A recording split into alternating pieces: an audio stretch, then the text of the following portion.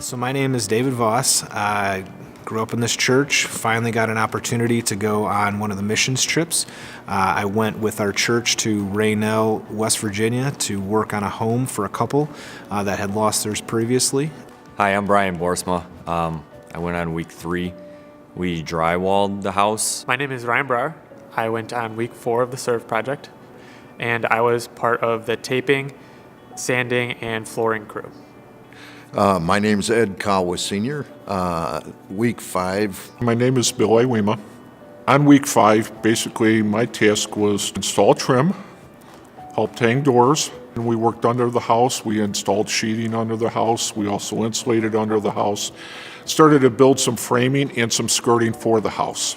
My name is Linda. I was part of week 4. Lori Matthews and I, it was our responsibility to cook. We were usually up an hour before the guys got up. This year, the house was really close to where we were staying, so they would show up for dinner maybe around 6, and we'd have a hot meal ready for them then too. So I really just enjoyed the camaraderie with the guys. Getting to know people from church better is enjoyable for me, and just using the talents that God has given me to help others is important.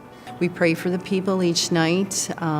This particular week we made blankets for the little kids, and inside we cut a little heart and we tuck them inside and we say a prayer, and in that way we know that we've covered them with God's love, and that they would hopefully one day know that Jesus came and died for them. I was basically responsible for cooking breakfast, lunch, and dinner, and I'd get phone calls to chase and try to go find something from hardware stores. I guess the treat of that was the fact to see the devastation that occurred in 2016. The town had 1,200 people in it. They lost over 150 tax structures between businesses and homes. That's like 15% of the population was ran out and just devastated. We are so blessed with all that we have. It's unimaginable what they went through to lose all their possessions in a flood. One of the ways I saw God working on this trip was we were privileged to meet the mayor while we were working. And so she came in and she said that she was just so thankful that 2 years after the disaster happened, that people still cared about her little town and people were still coming down to help build it. And so the house that we particularly worked on, the entire house moved off of the foundation. And so we ended up building the house on stilts to avoid that problem. At the nail ceremony, we had all kinds of people there. The family themselves, they were just overwhelmed. They couldn't believe that they were actually going to have a house that they could actually finally call home after they had moved 7 times between different family members.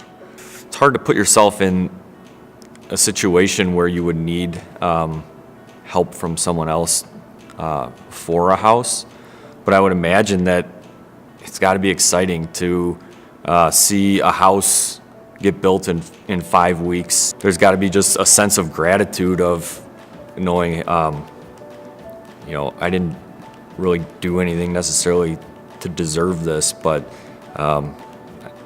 it's a gift, and I think it's got to be exciting. I think as the time comes on when they finally get into their new home and make it a home, I think that is when the blessings are going to really show, where they can hang their hat, they can say, I'm safe, I have a place to go to every night. Sometimes you don't necessarily see God directly working in things per se, like you're not having a God moment, but sometimes I think that being there is the God moment, right? So it's, we always want to look for how God's speaking to us or how God's, what God's doing in our lives or saying to us, but sometimes just being there is the actual God moment. To be a part of something like this, you don't have to be a carpenter. All you have to do is have a heart that wants to help. When you reach out of yourself to somebody else in need, or for whatever case it may be, the blessings come back to you somehow in some way, and it warms your heart. It warms you as a person, warms you as a Christian, and it's very memorable, and do it again in a heartbeat.